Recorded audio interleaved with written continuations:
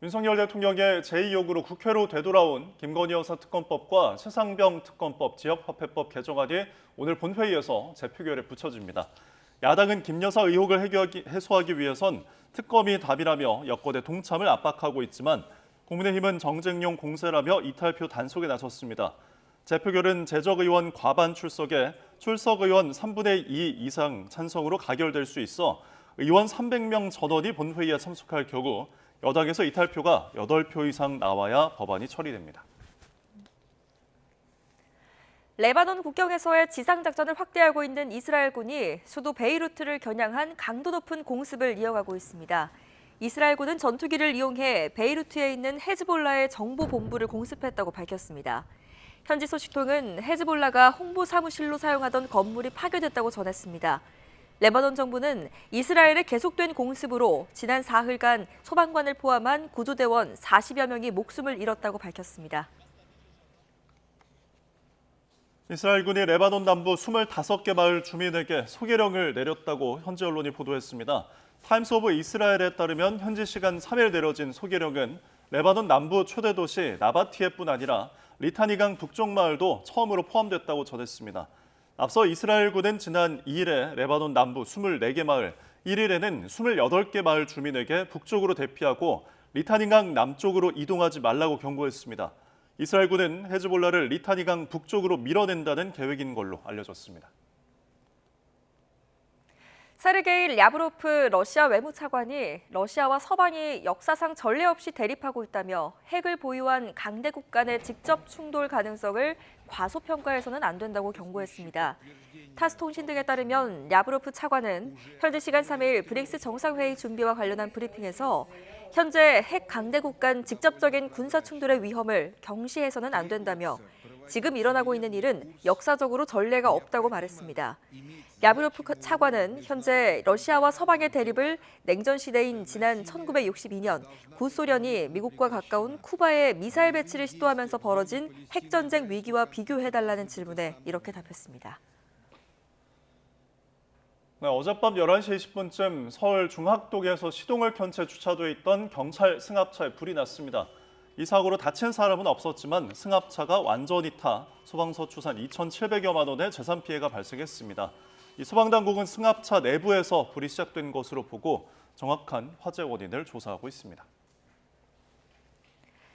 인천에서 불법 조업을 하던 중국 어선이 해경에 붙잡혔습니다. 중부지방해양경찰청은 어제 인천 옹진군 소청도 남서쪽 해역에서 불법 조업을 하던 중국 어선 2척을 납포하고 28척을 퇴거했습니다. 해경이 단속에 나서자 선원들은 어선들을 서로 연결해 묶은 뒤 옆으로 뛰어넘는 식으로 도주를 시도했던 것으로 파악됐습니다.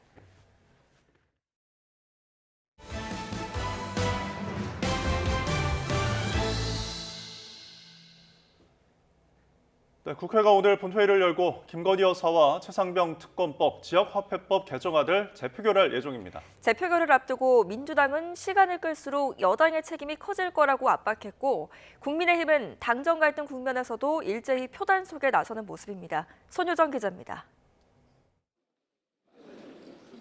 윤석열 대통령의 제2요구, 즉 거부권 행사로 다시 국회로 돌아온 두 개의 특검 법안과 지역화폐법 개정안.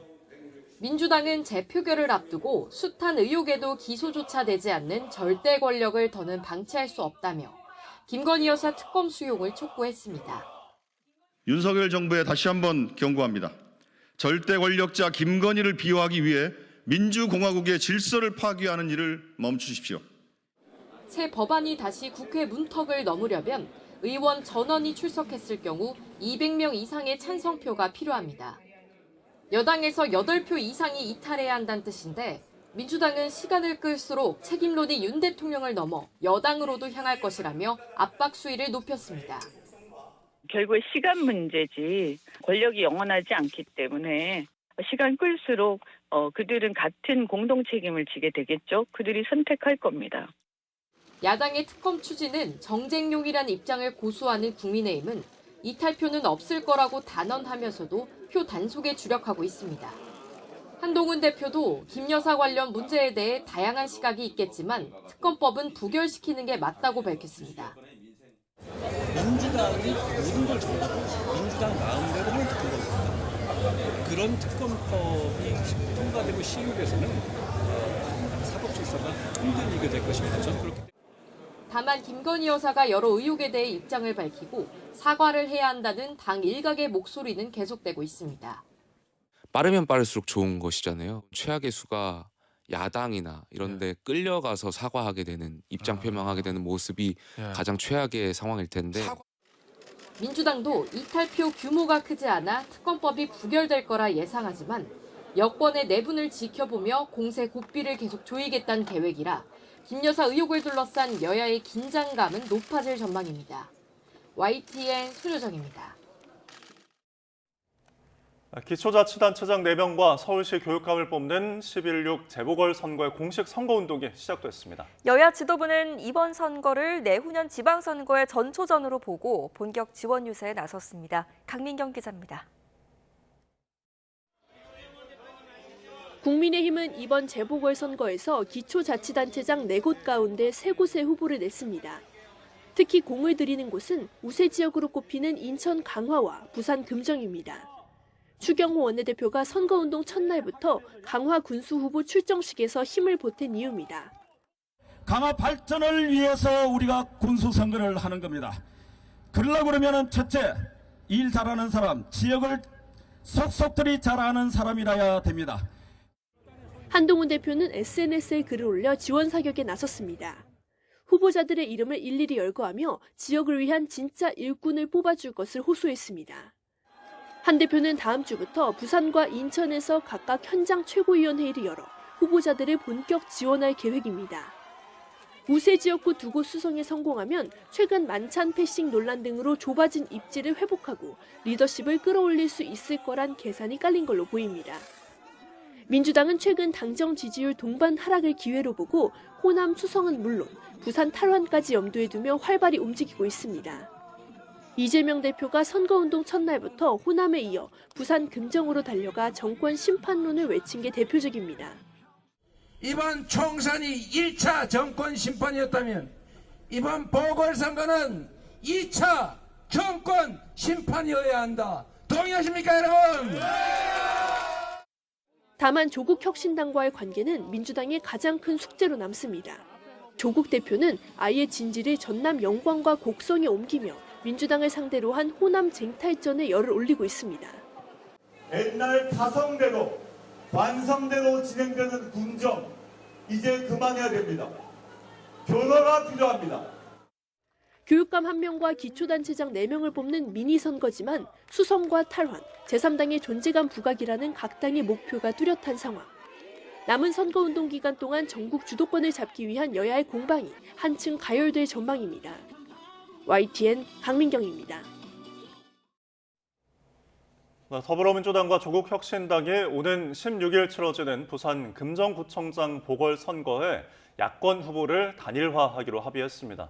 더불어민주당 김경지 후보와 조국혁신당 류재성 후보는 어제 저녁 부산 금정구에 있는 한 식당에서 회동을 하고 후보 단일화 방식에 합의했습니다. 두 후보는 오늘 밤 8시부터 2시간 동안 유튜브로 생중계되는 토론회를 연 뒤 여론조사를 통해 최종 후보를 정하기로 했습니다. 여론조사는 적합도 조사 방식으로 진행하고 투표용지 인쇄가 시작되기 전인 모레까지 후보자 사퇴 신고서를 제출하도록 했습니다.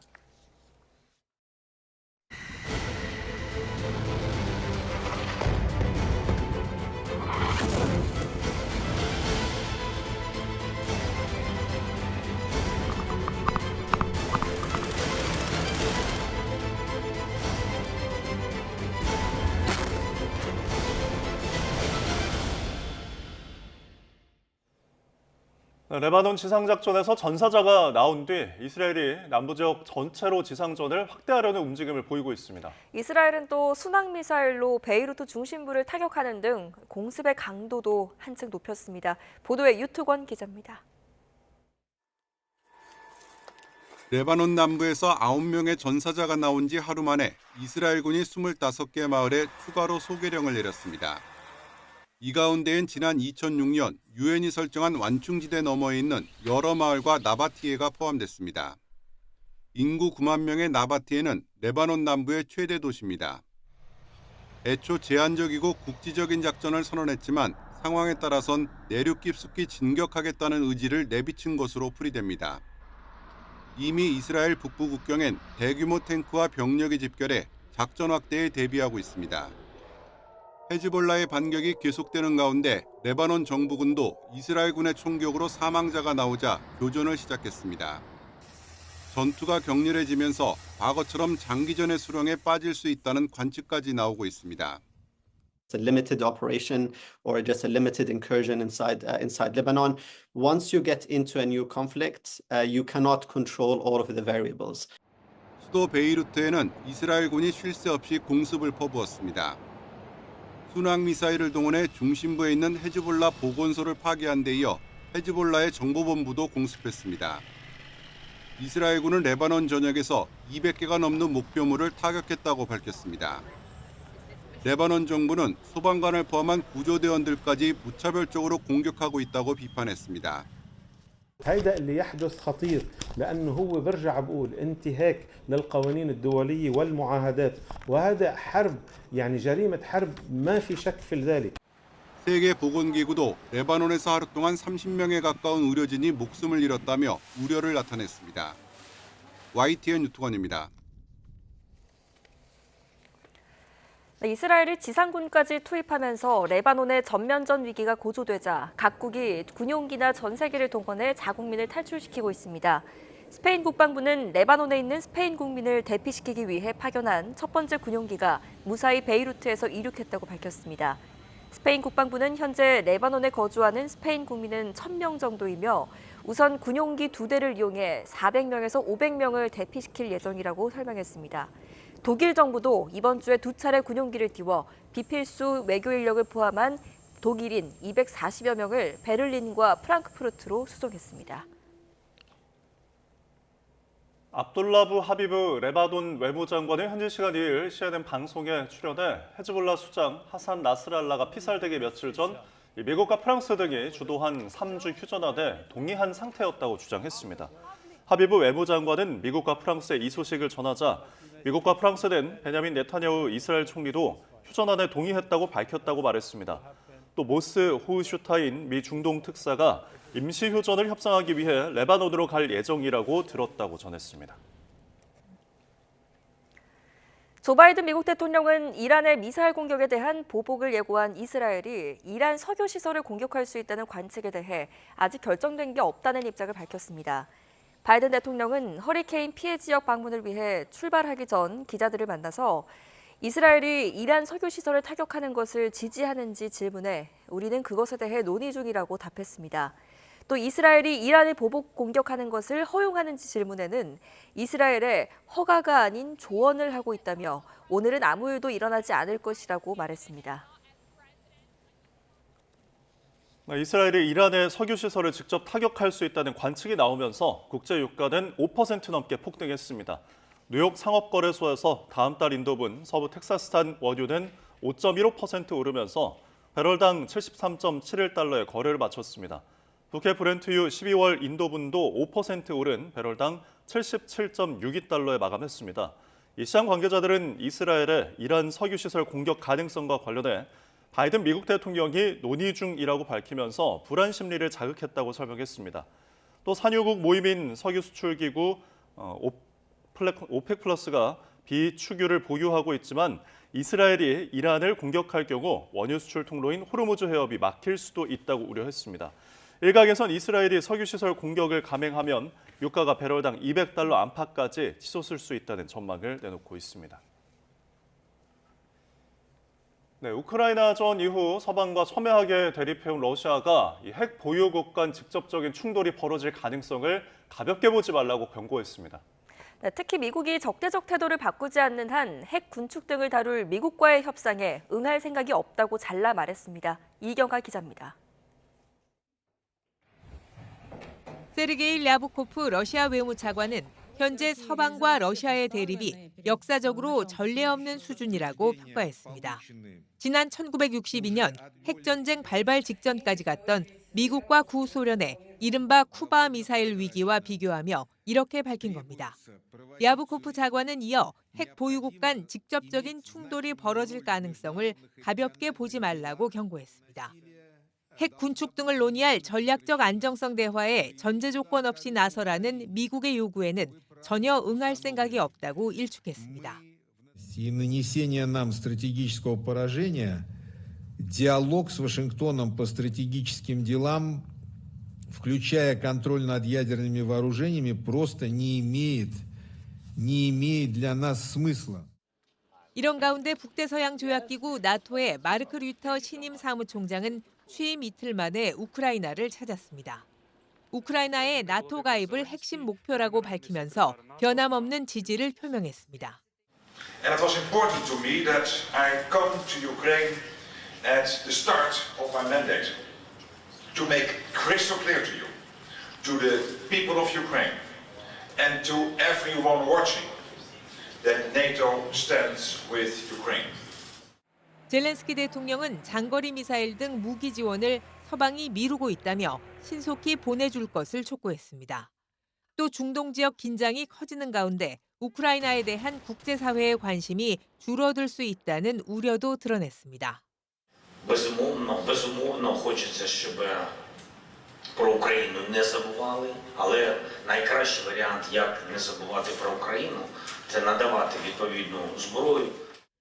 러시아는 우크라이나가 서방에서 받은 무기를 본토 공격에 쓸 경우 강력한 보복에 나서겠다고 공언하고 있습니다. 류터 나토 사무총장은 서방 무기를 러시아 본토 공격에 쓰게 해달라는 우크라이나의 요구에 제공한 무기에 어떤 제한을 둘지는 동맹국이 각자 결정할 문제라고 답했습니다. YTN 이경아입니다. 미국 대선을 한 달여 앞두고 전국 단위 여론조사에서는 해리스가 앞서지만 북부 경합주에서는 트럼프가 우위를 보인다는 조사 결과가 각각 나왔습니다. 영국 시사 주간 이코노미스트가 지난달 29일부터 사흘간 전국 성인 1,600명을 대상으로 조사한 결과 해리스 대 트럼프 지지율은 48% 대 45%로 해리스가 오차범위 내인 3%포인트 우위를 보였습니다. 특정 후보에 대한 선호도와는 별개로 대선 승리 후보를 예상해달라는 질문에도 응답자의 40%가 해리스를 꼽았고 트럼프는 35%에 그쳤습니다. 여성 응답자 사이에선 해리스 부통령이 10%포인트 우세했지만 남성 응답자 조사에서는 트럼프 전 대통령이 4%포인트 앞섰습니다. 한편 여론조사기관 트래펄가 그룹이 러스트벨트 경합주인 미시간주와 위스콘신주에서 조사한 결과 트럼프가 해리스를 각각 2.2%포인트와 1.1%포인트 앞선 것으로 집계됐습니다.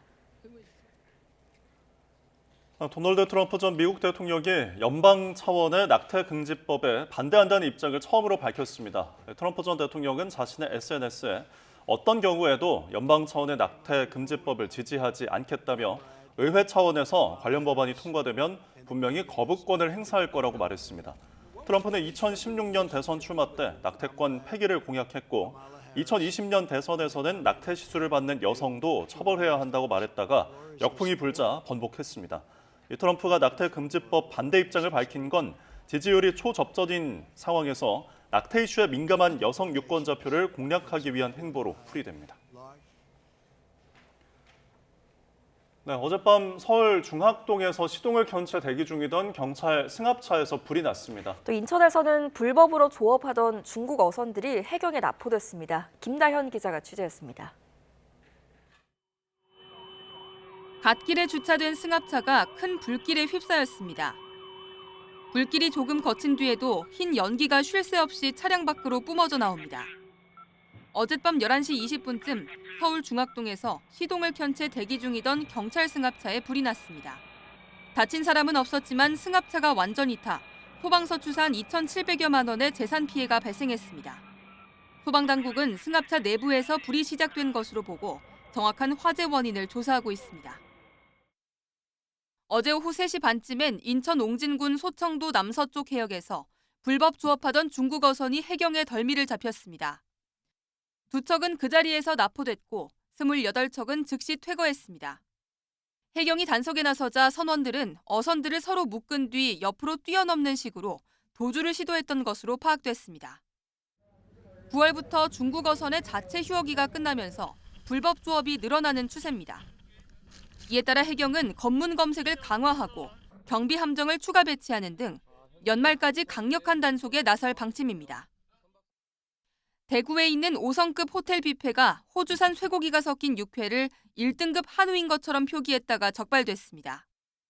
국립농산물품질관리원은 원산지 표시 위반 혐의로 호텔 주방 총책임자를 조사해 검찰에 송치할 계획입니다. YTN 김다현입니다. 서구서구 한 줄 뉴스입니다. 그저 오전 10시 40분쯤 경기 남양주시 와부읍에서 전력용 철탑 위에 올라가 작업을 하던 20대 남성이 추락해 병원으로 옮겨졌지만 끝내 숨졌습니다. 어제 낮 12시 10분쯤 대전시 갈마동에 있는 상가 실외기에서 불이 나 자체 진화를 시도하던 30대 A씨가 손에 화상을 입어 치료를 받았습니다. 어제 오후 3시 40분쯤 경기 화성시 진안 3지하차도에서 앞서가던 SUV 차량이 속도를 줄이자 이 뒤따르던 승용차가 추돌화된 사고가 발생해 운전자 등 2명이 다쳤습니다. 주차를 한 후에 차 안에서 술을 마셨을 뿐 음주운전은 하지 않았다고 주장한 60대에게 법원이 구체적 증거가 부족하다며 무죄를 선고했습니다. SNS에서 가출한 여성 청소년인 척 행세를 하며 성관계를 미끼로 남성들을 불러내 금품을 갈취한 20대 일당 3명이 징역 4년에서 6년을 선고받았습니다. 20대 아르바이트생을 성추행하고 월급을 올려주겠다며 사건을 무마시키려 한 60대 편의점주가 항소심에서도 징역 3년을 선고받았습니다. 지금까지 한 줄 뉴스였습니다. 금요일 아침 출근길 안개가 자욱하게 끼어 있어 시야가 답답합니다. 현재 내륙을 중심으로 가시거리가 200m 안팎까지 바짝 좁혀진 곳이 많은데요. 차량으로 이동하시는 분들은 안전운전 해야겠습니다. 오늘 아침도 불에 닿는 공기가 쌀쌀합니다. 현재 서울 기온은 12.3도, 춘천 9도, 대전 11.9도를 보이고 있습니다. 한낮에는 예년 기온을 다소 웃돌며 일교차가 크게 벌어지겠습니다. 오늘 낮 기온은 서울 25도, 광주와 전주도 25도, 대구 24도가 예상됩니다. 오늘 아침까지 제주도에는 비가 조금 내리겠고 낮 동안에는 전국이 대체로 맑겠습니다. 동해안과 제주도 해안에는 강한 바람과 함께 너울성 파도도 높게 일어 주의하셔야겠습니다. 주말인 내일도 맑고 일교차 큰 가을 날씨가 이어지겠습니다. 휴일에는 남부지방을 중심으로 비가 내릴 전망입니다. 날씨였습니다.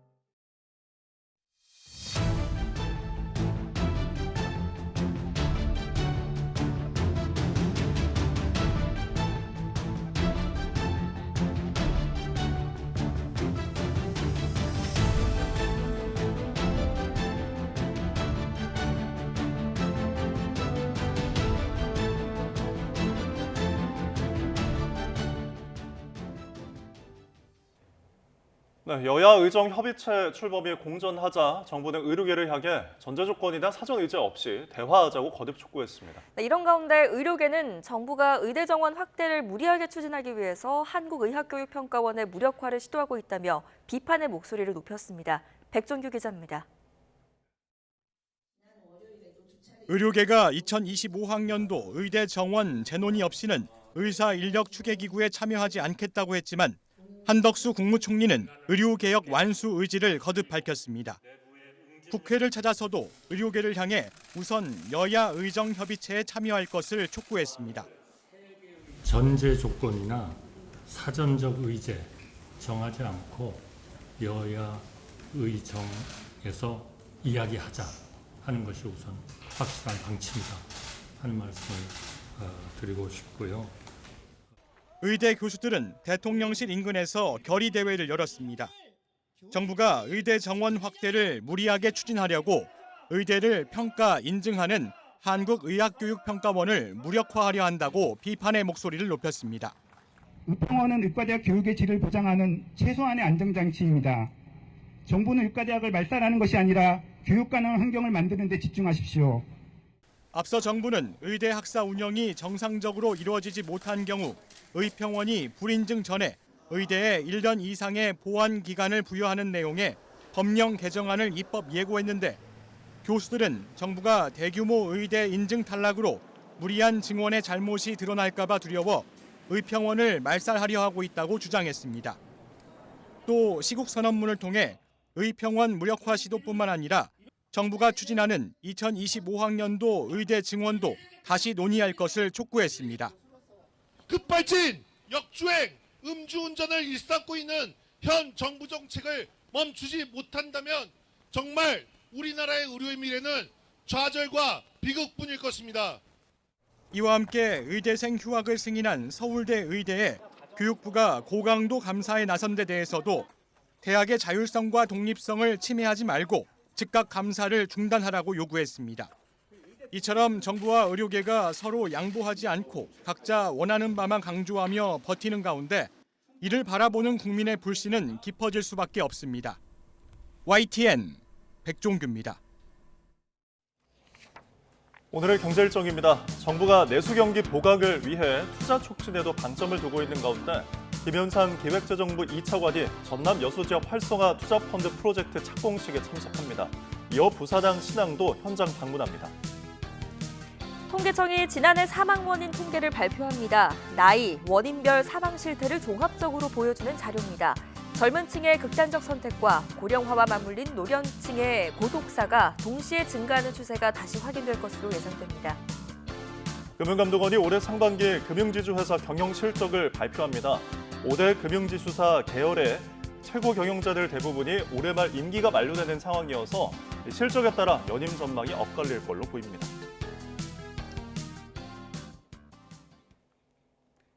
국토교통부가 관계기관과 지자체 합동으로 조사한 올해 수도권 주택 이상거래 중간 결과를 발표했습니다. 가족에게 자금 대부분을 빌려 규제지역 아파트를 사는 등 위법이 의심되는 거래가 400건에 육박한 걸로 나타났습니다. 황보혜경 기자입니다. 정부가 부동산 투기 수요를 막기 위해 관계기관과 합동으로 진행하고 있는 수도권 주택 이상거래 조사입니다. 서울 강남 3구와 마포, 용산, 성동구의 아파트 45개 단지를 비롯해 수도권 주택이 조사 대상입니다. 지금까지 확인된 위법 의심 거래는 397건으로 서울이 270여 건으로 가장 많고 경기도가 그 뒤를 잇습니다. 서울은 강남 3구와 용산구 등 규제 지역이 절반을 넘는데 경기는 성남 분당구, 인천은 연수구 등에서 위법 의심 거래가 주로 나왔습니다. 구체적인 사례를 보면 매수자 A씨는 서울 용산구에 있는 아파트를 21억 원에 사면서 어머니에게 14억 원을 빌리는 등의 방식으로 자금을 조달했습니다. 자기 돈은 한 푼도 들어가지 않아 편법 증여로 의심되는 사례입니다. 또 SNS 오픈 채팅방을 통해 집값 담합을 도모한 아파트 단지와 아파트 계약을 체결한 뒤에도 인터넷에 7차례나 매물로 다시 등록한 공인중개사가 적발됐습니다. 이 밖에도 법인 자금을 유용하거나 계약일 거짓 신고, 대출 규정 위반 등의 사례가 잇따랐습니다. 적발된 위법 의심 거래는 국세청, 금융위, 지자체 등 관계기관에 통보하고 각 기관에서는 추가 조사를 통해 미납 세금의 추징, 대출 회수 및 제한, 과태료 부과 및 업무 정지 등 강력한 조치를 취할 계획입니다. 국토부는 지난해 아파트 직거래 조사에서도 편법 증여 등이 의심되는 160건을 관계기관에 통보했다고 밝혔습니다. 이어 현장 점검을 일기 신도시를 포함한 수도권 전체로 확대하고 많은 피해자를 낳는 기획부동산이나 외국인의 부동산 투기를 막기 위한 조사도 연말까지 실시할 예정입니다. YTN 황보혜경입니다. 네, 우리 농식품 K푸드의 인기가 이어지면서 올해 3분기까지 수출액이 역대 최대를 기록했습니다. 냉동 김밥 같은 쌀 가공식품의 성장세가 두드러졌고 라면의 경우 중남미 시장의 수요가 크게 늘고 있습니다. 오동건 기자입니다. 올해 3분기까지 우리 농식품 수출액이 역대 최대를 기록했습니다. 올해 9개월 동안의 수출액은 지난해와 비교해 8.3% 증가한 약 9조 6,320억 원으로 10조 원에 육박했습니다. 품목별로 쌀 가공식품이 41.6% 증가했고 라면 역시 30% 가까이 올라서 과자류, 음료와 함께 역대 최대치를 갈아치웠습니다. 특히 쌀 가공식품은 2억 1,790만 불이 수출되며 지난해 연말 실적을 이미 넘어선 가운데 성장에 대한 기대감이 더욱 커지고 있습니다. 최대 시장인 미국에서 쌀 가공식품에 대한 수요가 꾸준히 늘고 있고 최근 글로벌 온라인 플랫폼과 중국 대형 유통 매장에 입점했기 때문입니다. 라면 역시 멕시코 수출액이 122.6% 올라 2배 넘게 뛰며 중남미 시장에서 빠르게 자리 잡고 있습니다. 중남미까지 미주 지역의 라면 수출 실적이 꾸준히 증가하고 있습니다. 현지 소비자들의 면과 매운맛에 대한 수용도가 높고 현지화 전략에 따라 영업력을 확대함에 따라 매운 라면을 중심으로 호응을 얻고 있습니다. 하지만 배와 포도 같은 신선식품의 수출이 0.6% 떨어지며 아쉬움을 남기고 있습니다. 올 상반기 작황이 나빠 물량이 부족했던 영향인데 기후변화로 앞으로 공급 상황을 장담할 수 없어 지속적인 K푸드 성장에 변수로 작용할 것으로 보입니다. YTN 오동건입니다. 네, 검찰이 어제 검사 탄핵 청문회에 출석한 이화영 전 경기도 평화부지사의 발언을 정면으로 반박했습니다. 이 전 부지사는 청문회에서 검찰의 진술 회유가 있었다고 주장을 했는데 검찰은 신빙성 없는 허위 주장을 재탕하고 있을 뿐이라고 일축했습니다. 정일규 기자입니다. 민주당 이재명 대표가 연루된 쌍방울 대북 송금 사건을 수사하던 박상용 검사에 대한 탄핵 청문회가 열린 국회. 쌍방울로부터 뇌물을 받은 혐의로 복역 중인 이화영 전 경기도 평화부지사가 증인으로 출석했습니다. 이 전 부지사는 검찰이 자신에게 거듭 허위 진술을 요구하고 압박했다고 목소리를 높였습니다. 이재명 대표가 제3자 뇌물죄로 기소되면 저와 지금 제가 1심에서 처벌받은 모든 내용들이 다 상쇄되고 모속으로 나갈 수 있게 할 수 있다라는 제안을 받았고 또 김성태 전 쌍방울 회장을 포함한 사건 관계자들끼리 말을 맞추는 진술 세미나가 진행됐다. 여기서 갈비탕이나 연어 등 김 전 회장이 먹고 싶다고 한 음식은 모두 제공됐다고 주장했습니다. 이에 검찰은 다음 날 출입기자단 공지문자를 내고 허위 주장의 재탕이라고 반발했습니다. 이 전 부지사에게 징역 9년 6개월을 선고한 1심 재판부가 모두 배척한 낭설이란 겁니다. 이어 이재명 대표를 보호하고자 증언을 바꾸었다는 이 전 부지사의 청문회 발언도 걸고 넘어졌습니다. 정치 상황에 따라 진술을 바꿀 수 있다는 사실을 스스로 인정한 거라며 진술의 신빙성이 떨어진다고 꼬집었습니다. 여기에 더해 민주당을 향해서도 청문회로 이재명 대표의 대북 송금 재판까지 흔들려는 의도가 엿보인다고 비판한 검찰. 이 전 부지사의 2심 재판도 진행되면서 양측의 신경전은 계속될 것으로 보입니다. YTN 정인우입니다. 최근 순천 여학생 피습 사건이 충격을 준 가운데 불특정 다수를 향한 테러 예고글도 잇따라 등장해 시민들의 불안이 커지고 있습니다. 행정력까지 낭비하게 하는 만큼 엄한 처벌이 있어야 한다는 요구가 나오는데요. 이를 위한 법제도 보완이 시급해 보입니다. 표정우 기자입니다. 23일 저녁 6시 야탐역에서 흉기를 휘두르겠다. 지난달 인터넷에 올라온 협박글로 시민들은 불안에 떨었습니다. 아내가 그 뉴스 기사를 보고 먼저 놀랬고 또 엄마가 딸에게 조심해서 와라, 아니 엄마가 데리러 갈까? 이런 불안감과 또 이런 두려움들이 있습니다. 우려했던 일은 일어나지 않았지만 경찰 100여 명이 투입되고 장갑차까지 동원됐습니다. 흉기 난동 장소로 지목됐던 야탐역 일대입니다. 글이 올라온 뒤 보름이 지난 지금도 경찰의 특별 순찰이 지속되고 있습니다. 며칠 뒤에는 서울 강남학원가에서 흉기를 휘두를 거라는 인터넷 게시물이 올라온 데 이어 경찰에는 서울 어린이대공원에 폭발물을 설치했다는 전화까지 걸려왔습니다. 시민 불안에 치안력 낭비까지 이어지자 불특정 다수를 대상으로 한 협박을 엄벌해달라는 여론이 들끓고 있습니다. 무책임한 행동들로 인해서 아이들과 그리고 자라나는 아이들 또 제가 돌보는 아이들의 그런 가정들이 안정감을 느끼지 못하고 살아가는 거에 대해서 굉장히 화가 나고 하지만 현행법에 따르면 대상이 특정되지 않는 경우 협박죄가 성립되지 않는 게 문제입니다. 이 때문에 공권력 남용에 대해서만 위기공무집행방해죄를 적용하지만 집행유예가 선고되는 경우가 많아 문제라는 지적입니다. 기존에 있어서는 이제 협박죄라는 것이 불특정 다수로 하는 협박이 있을 수가 없었습니다. 근데 이제는 인터넷으로 있기 때문에 불특정 다수에 대한 협박이 가능하게 된 것인데요. 그러다 보니까 이 부분에 대해서 법의 미비 내지는 허점이 발생하게 된 것입니다. 이미 지난해 신림역 살인사건 등 불특정 다수를 대상으로 한 살인사건이나 범죄 예고글이 문제가 되면서 지난 21대 국회에서 공중협박죄 신설을 추진했지만 회기 만료로 폐기된 상황. 최근 이 같은 협박 범죄가 다시 늘어나는 만큼 정치권이 관심을 가져야 한다는 요구가 커지고 있습니다. YTN 표정우입니다.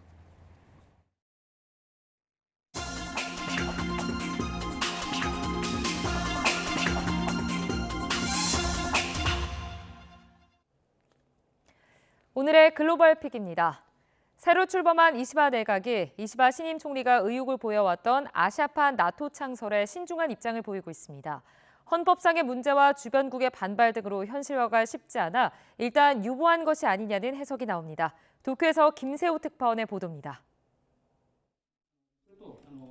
이시바 신임 총리는 아시아판 나토의 필요성을 꾸준히 강조해왔습니다. 아시아 국가 간 집단 방위 체제를 구축해 중국의 위협에 대응해야 한다는 논리입니다. 国連が機能しない時代になって、このアジアの地域、集団安全保障の仕組みを作っていく。これは喫緊の課題である。 하지만 현실화에 대해 회의적인 목소리가 커지고 있습니다. 우선 아시아판 나토 창설은 교정권을 인정하지 않는 일본 평화헌법에 어긋날 수 있다는 지적이 나옵니다. 또 미국의 반응이 미온적인 데다 중국의 반발을 무릅쓰고 아세안 국가들이 얼마나 참여할 수 있을지도 의문입니다. 이를 의식한 듯 일본 외무성은 아시아 나토와 관련해 신중한 입장을 내비쳤습니다. これはもちろん将来のこの一つのアイデアとしてはあるというふうに思うんですけれども、やはり時間をかけて中長期的にですね、検討すべきだと考えております。 또 아시아 국가들의 상호 방호 의무를 이행하도록 하기는 쉽지 않다고도 설명했습니다. 그러면서 중국의 반발을 의식한 듯 특정 국가를 겨냥한 것은 아니라며 한 발 물러나는 모양새를 보였습니다. 총리 취임 후 윤석열 대통령과의 첫 통화에서도 아시아판 나토와 관련한 언급은 없었다고 일본 언론들은 전했습니다. 이 밖에 이시바 총리가 이전부터 주장해온 미일 지휘협정 개정과 미국 내 자위대 훈련 기지 설치 등도 미국의 동의를 얻기가 쉽지 않아 보입니다. 이시바 총리가 방위력 강화를 위해 내세웠던 구체적인 공약과 정책들이 취임 초기부터 현실적인 벽에 부딪히는 모습입니다. 도쿄에서 YTN 김세호입니다. 아프리카 민주 콩고에서 배가 뒤집히는 사고가 발생해 70여 명이 숨졌다고 AP통신이 전했습니다. 민주 콩고와 르완다 국경지대에 있는 키부 호수에서 선박이 전복돼 최소 78명이 사망했다고 민주 콩고 사우스키부주 당국이 밝혔습니다. 장자크 프루시 주지사는 배에 278명이 타고 있었다며 사망자가 더 늘어날 수 있다고 전했습니다.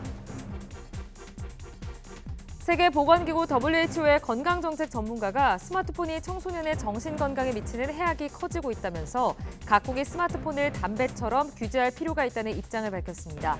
WHO 유럽지부의 국가건강정책 시스템 책임자인 나타냐 아조파르드 무스카트는 연령 제한과 가격 통제, 금연구역 설정 등의 조치가 담배 규제에 효과적이었다며 스마트폰과 같은 휴대기기의 유해한 사용을 억제하는 방안으로도 활용할 수 있다고 밝혔습니다. 칠레 이스터 섬과 남반구 일부 지역에서 금반지 모양으로 태양의 가장자리만 보이는 금환 일식이 관측됐습니다. 현지 시각으로 그제 오후 아르헨티나와 칠레에 걸쳐 있는 파타고니아 상공에서 태양과 달, 지구가 일렬로 늘어서면서 태양이 달에 가려지는 일식이 일어났습니다. 아르헨티나 당국은 파타고니아의 청명한 날씨 덕분에 일식의 진행 상황을 생생하게 목격할 수 있었다고 밝혔습니다. 태풍 끄라톤이 타이완에 상륙해 2명이 숨지고 100여 명이 부상을 당했습니다. 강급 태풍 끄라톤은 1966년 태풍 엘시 이후 처음으로 인구 밀집 지역인 타이완 서남부를 강타해 피해가 속출했습니다. 타이완 당국은 남성 1명이 숨지는 등 2명이 사망하고 2명이 실종됐으며 120여 명이 다쳤다고 밝혔습니다. 지난 8월 일본 후쿠시마 원전 2호기에서 발생한 방사능 오염수 누수는 배관 손상의 원인인 것으로 확인됐다고 교도통신이 보도했습니다. 도쿄전력은 사용 후 해결료 냉각 수조의 수위 확인용 탱크 아래쪽 대관에서 1cm 정도의 구멍을 발견한 것으로 전해졌는데요. 도쿄전력은 배관이 손상된 원인을 찾은 뒤 보수 작업을 벌일 예정입니다. 지금까지 글로벌 픽이었습니다. 다음 소식입니다. 옛 대통령 별장인 청남대에 처음으로 교육연구시설인 나라사랑 교육문화원이 문을 열었습니다. 지난 8월 상수원 보호구역 규제 완화 내용이 담긴 상수원 관리규칙 개정안이 시행된 이후 첫 교육 건물입니다. 이성우 기자입니다. 지난 2003년 충청북도로 소유권이 이전된 옛 대통령 별장인 청남대. 그동안 상수원 보호구역으로 묶여 개발이 제한됐다가 지난 8월 규제 완화 내용이 담긴 상수원 관리규칙이 시행되면서 개발의 길이 열렸습니다. 관리규칙 시행 한 달여 만에 청남대에 처음으로 교육연구시설인 나라사랑 교육문화원이 들어섰습니다. 국가보훈부와 충청북도가 국비와 도비 197억 원을 들여 지하 1층, 지상 3층 규모로 만들어졌습니다. 72명이 숙박할 수 있는 시설로 청소년과 유공자 등을 대상으로 자연과 보훈교육 프로그램 등을 운영합니다. 청남대가 관람시설뿐만 아니라 많은 사람들이 이용할 수 있는 교육시설로서 청남대가 그러니까 교육기관으로 발돋움할 수 있는 초석이 되는 그런 건물이라고 볼 수 있습니다. 하루 평균 2,200여 명의 관람객이 방문했지만 개발 규제로 각종 시설을 설치할 수 없어 매년 50억 원 가까운 적자가 났던 청남대. 규제가 풀리면서 이제는 교육문화원 등 교육시설은 물론 매점과 음식점 등 각종 편의시설도 설치할 수 있어 적자를 줄일 수 있을 것으로 충청북도는 예상하고 있습니다. 특히 내년 중 운영 목표로 추진 중인 청남대 모노레일이 설치되면 교통약자들의 이동권 보장은 물론 관람객도 큰 폭으로 늘어날 것으로 전망하고 있습니다. 국민들에게 휴식과 힐링을 주는 그런 이 청남대로부터 시작되는 충청북도를 전체를 하나의 정원으로 만드는 계획이 진행되고 있는데 그 첫 성과를 교육문화원은 시범 운영을 거쳐 내년부터 본격 운영에 들어갈 예정입니다. YTN 이성우입니다.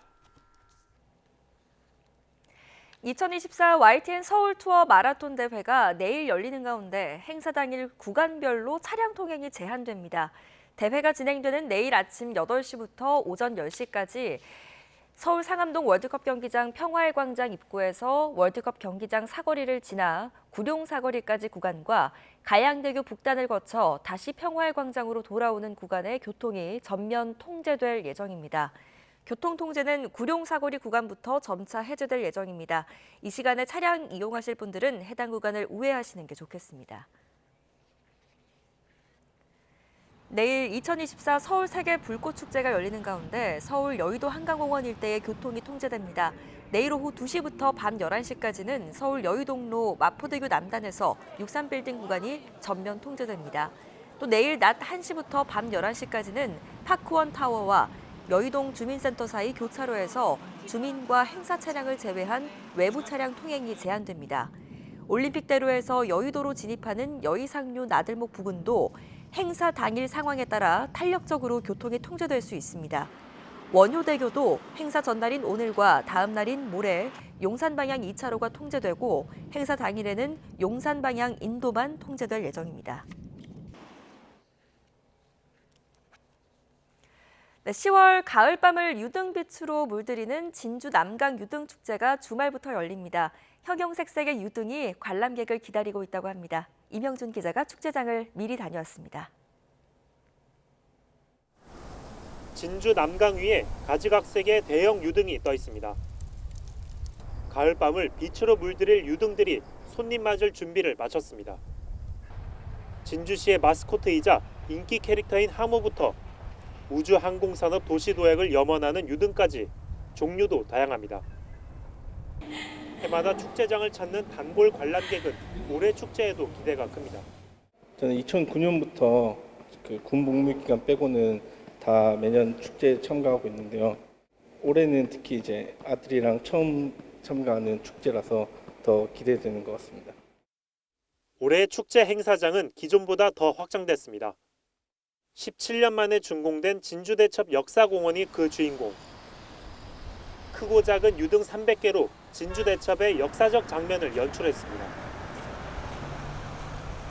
또 남강 위엔 천여 개의 유등을, 진주성안은 10,000개가량을 채웠습니다. 지난해 관람객은 126만 명가량, 올해에는 130만 명 이상 다녀갈 것으로 진주시는 내다보고 있습니다.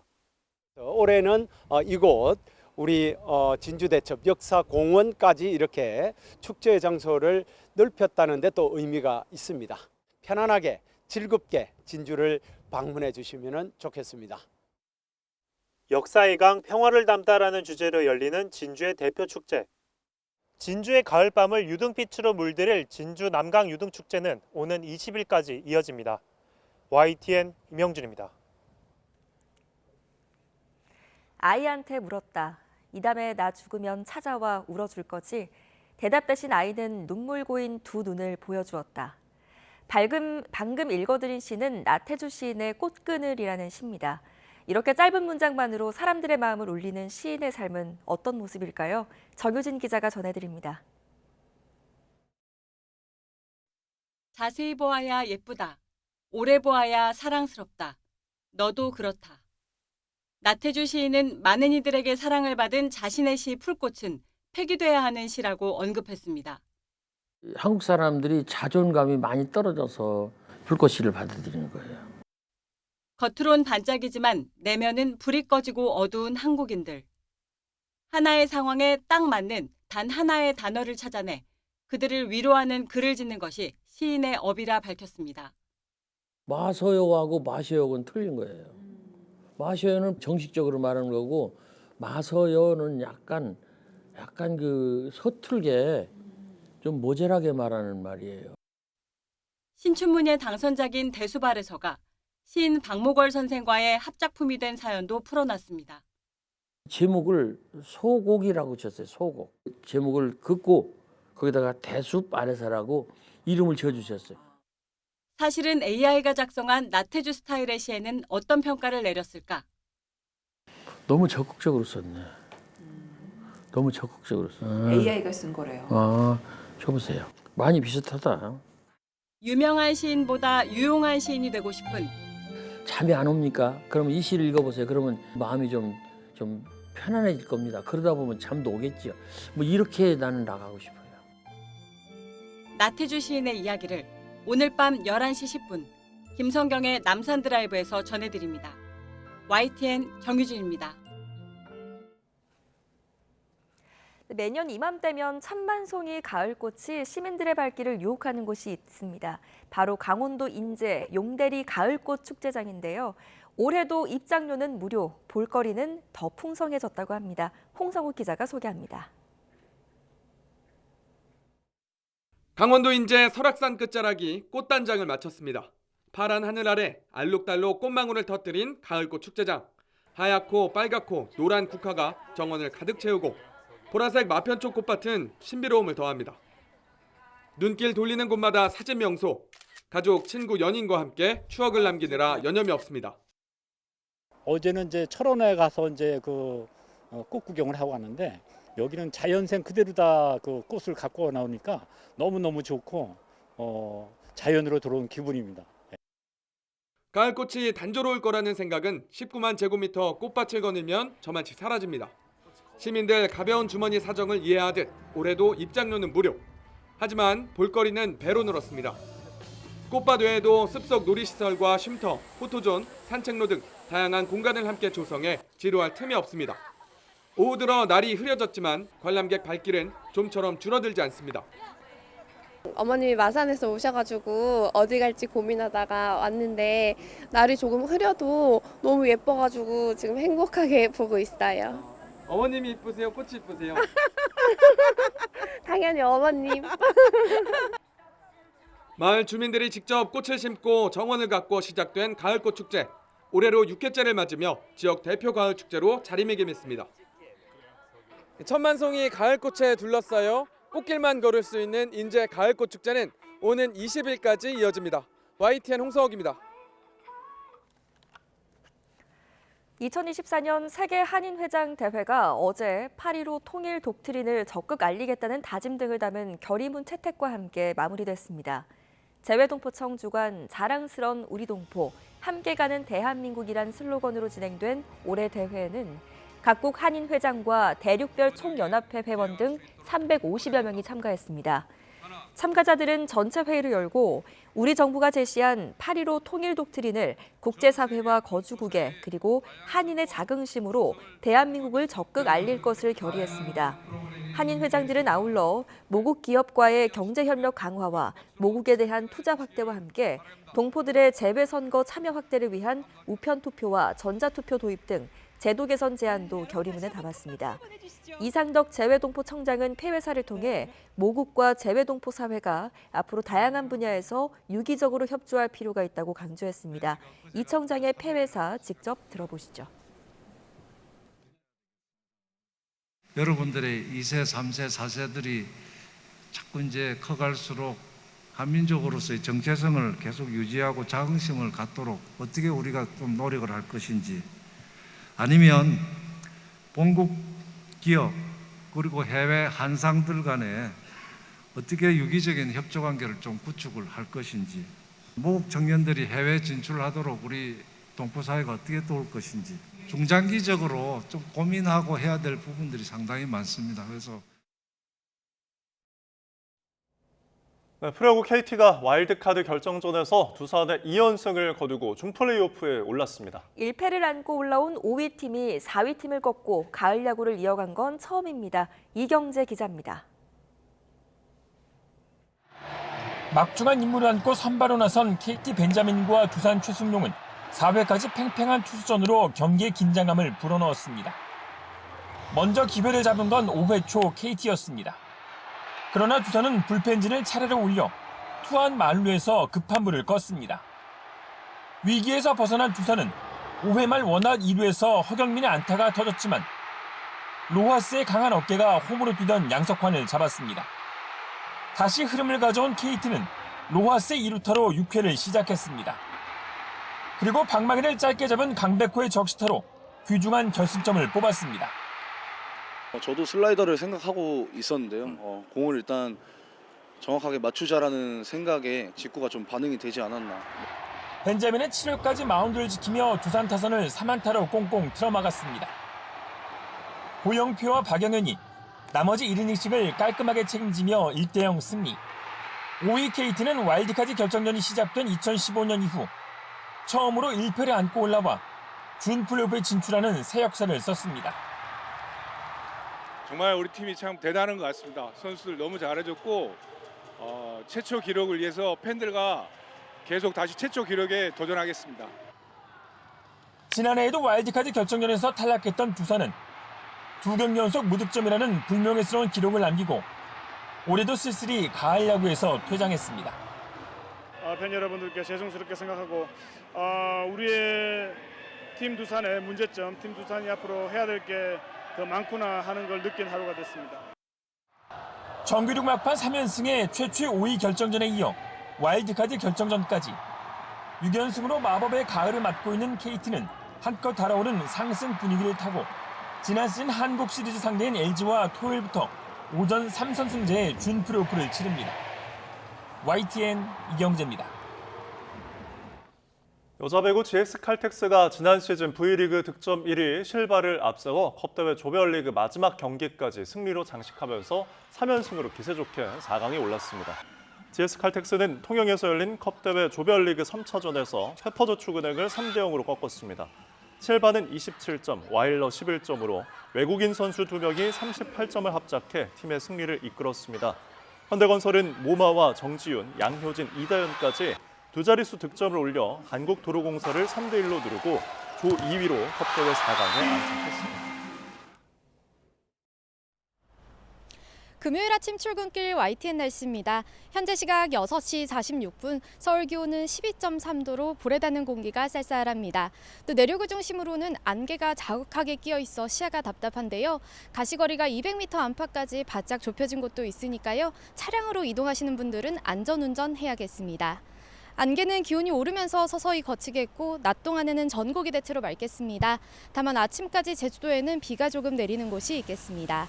자세한 지역별 기온 살펴보겠습니다. 현재 서울 기온은 12.3도, 파주와 춘천 9도를 보이고 있고요. 경기 북동부와 강원도에는 서리가 내리는 곳이 있어 농작물 관리에 신경 써야겠습니다. 쌀쌀했던 아침을 뒤로하고 한낮에는 예년 기온을 다소 웃돌겠습니다. 오늘 낮 기온은 서울 25도, 광주와 전주도 25도까지 올라 일교차가 크게 벌어지겠습니다. 주말인 내일도 맑고 일교차 큰 완연한 가을 날씨가 이어지겠습니다. 다만 휴일부터는 남부지방을 중심으로 다음 주 초반에는 영동지방에도 비가 내리겠는데요. 태풍 끄라톤이 열대저압으로 약화하며 우리나라에 직접적인 영향을 주진 않겠지만 태풍이 남긴 비구름이 날씨 변수로 남아있기 때문입니다. 오늘도 동해안과 제주도 해안을 중심으로는 바람이 강하게 부는 가운데 너울성 파도가 높게 일겠습니다. 설물관리와 안전사고에 각별히 유의하시기 바랍니다. 지금까지 YTN 원희다입니다. 네, 뉴스타트 3부 잠시 후에 이어집니다.